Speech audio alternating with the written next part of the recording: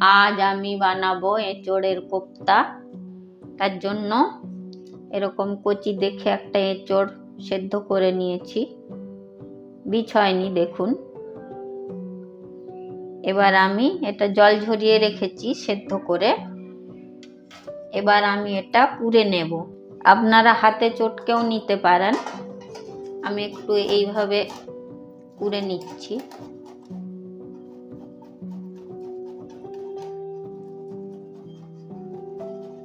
এভাবে সবগুলো করে নিচ্ছি। সব এঁচোড়টা কোরানো হয়ে গেছে, যেগুলো লাস্টে একটু বড় দানা আছে আবার ভালো করে করে নিচ্ছি, মানে পুড়ে নিচ্ছি।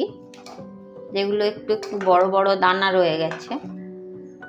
এবার আপনারা যদি নিরামিষ করতে চান তাহলে শুধু আদা বাটা দেবেন আর জিরে ধনে এইসব দেবেন। আমি একটু আমিষ করব, সেই জন্য আমি সব রকমই দেব। প্রথমে দেব এই যে ছোট ছোট রসুন কুচিয়ে রেখেছি কয়েক দানা, এগুলো দিলাম। পেঁয়াজ কুচনো দিলাম, কাঁচা লঙ্কাও দিলাম কুচনো।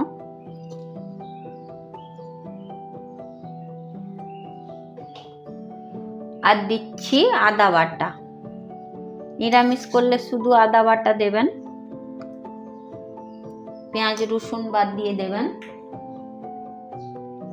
এবার একটু টেস্ট আসার জন্য দিচ্ছি হাফ চামচ ধনে গুঁড়ো, হাফ চামচ জিরে গুঁড়ো। এগুলো দিলে একটু টেস্ট আসবে। এমনিও করতে পারেন, লঙ্কা লবণ হলুদ দিয়ে প্লেন। একটু পরিমাণ মতো হলুদ দিয়ে দিলাম। কাঁচা লঙ্কা কুচি দিয়েছি, সেই জন্য গুঁড়ো লঙ্কাটা অল্পই দিলাম। আপনারা যে যার পরিমাণ অনুযায়ী দেবেন।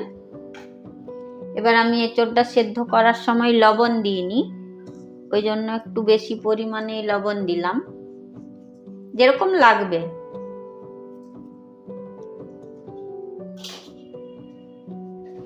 এবার আমি এর মধ্যে বেসন দিয়ে দিচ্ছি। আপনারা চাইলে ডাল বাটাও দিতে পারেন। এবার আমি এর মধ্যে বেসন দিয়ে দিলাম 2 চামচ। আপনারা চাইলে এখানে ডাল বাটা দিতে পারেন, ছোলার ডাল হতে পারে, মসুর ডাল হতে পারে, মুগ ডাল হতে পারে। নিরামিষ বানালে ছোলার ডাল দেবেন। এবার এটা আমি চটকে ভালো করে মেখে নেব। এতে আপনারা আলু সেদ্ধও দিতে পারেন, আমি আলু সেদ্ধ দিচ্ছি না।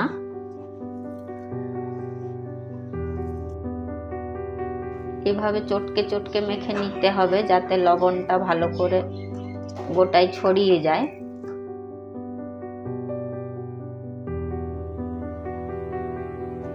আর একটু বেসন লাগবে।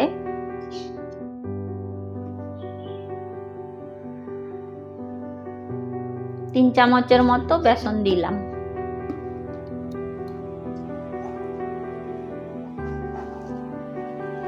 মাখাটা যেমন টাইট টাইট হয় সেটা লক্ষ্য রাখতে হবে, না হলে ভাজার সময় ভেঙে যেতে পারে।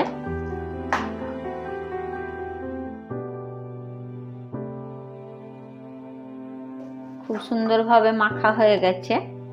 এবার আমি এর মধ্যে দেব কয়েকটা কুচনো চিংড়ি ভাজা। এটা আপনারা কাঁচা বেটেও দিতে পারেন, স্বাদটা বাড়বে। এটা না দিলেও চলবে, এটা আমার আছে বাড়িতে তাই আমি দিয়ে বানাচ্ছি। মুখে পড়লে ভালো লাগবে।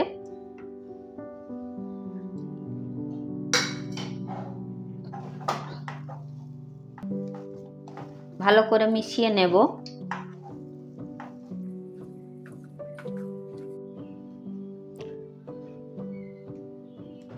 ভালোভাবে মাখা হয়ে গেছে। এবার আমি হাতে একটু সাদা তেল নিয়ে নিলাম।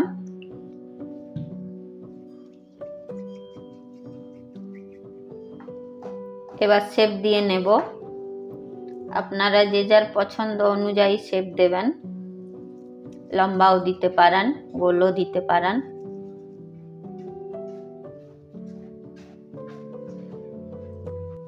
এইভাবে আমি সবগুলো গড়ে নেব।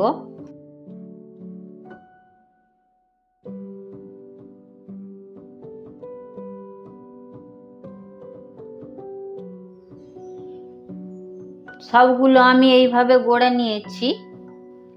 এবার আমি এগুলো ভেজে নেব।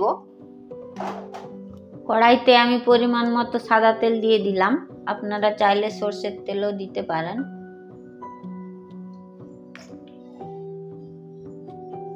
তেল গরম হয়ে গেছে, আঁচটা মাঝারি করে দিয়ে একটা একটা করে ভেজে নিতে হবে। প্রথমেই অনেক দিয়ে দেব না।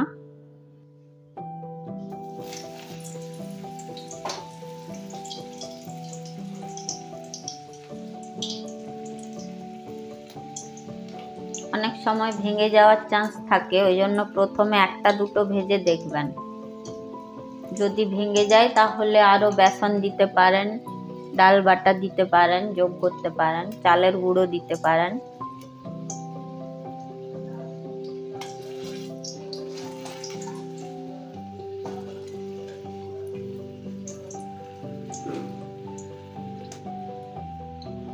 আঁচটা আমি কমিয়ে দিয়েছি। দেখুন বন্ধুরা, ভেঙে যায়নি। এইভাবে মাঝারি আঁচে ভেজে নিতে হবে সবগুলো। এইবার আমি দুটো তিনটে করে দেব।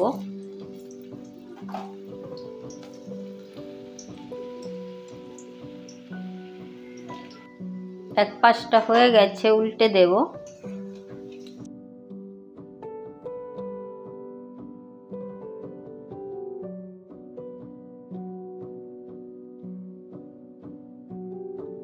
ভাজা হয়ে গেছে, এগুলো তুলে নিচ্ছি। এইভাবে কম আঁচে সবগুলো ভেজে নিতে হবে। এবার এইভাবে ভাজাও খাওয়া যাবে, আর যদি কারি বানাতে চান তাহলে পেঁয়াজ, রসুন, আদা, জিরে, ধনে, লঙ্কা সব দিয়ে মশলা বানিয়ে নেবেন। আবার যদি বিয়েবাড়ি স্টাইলে করতে চান তাহলে টক দই, কাজু এইসব দিয়ে একটু ভালোভাবে বানাতে হবে। আমরা এইভাবে ভাজাই খাবো, সেই জন্য আর কারিটা দেখালাম না।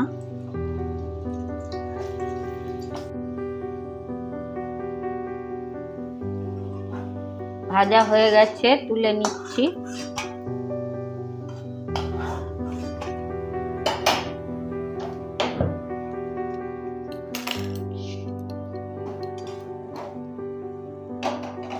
সবগুলো ভাজা হয়ে গেছে।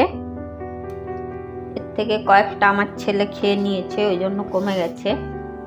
এবার আমি পরিবেশন করে দেব। কারি বানালে আপনারা বাড়িতে বানিয়ে নেবেন, দিয়ে মশলাটা ফুটলে এরকম কোপ্তাগুলো ছেড়ে দেবেন। একটু নরম হয়ে এলে নামিয়ে নেবেন।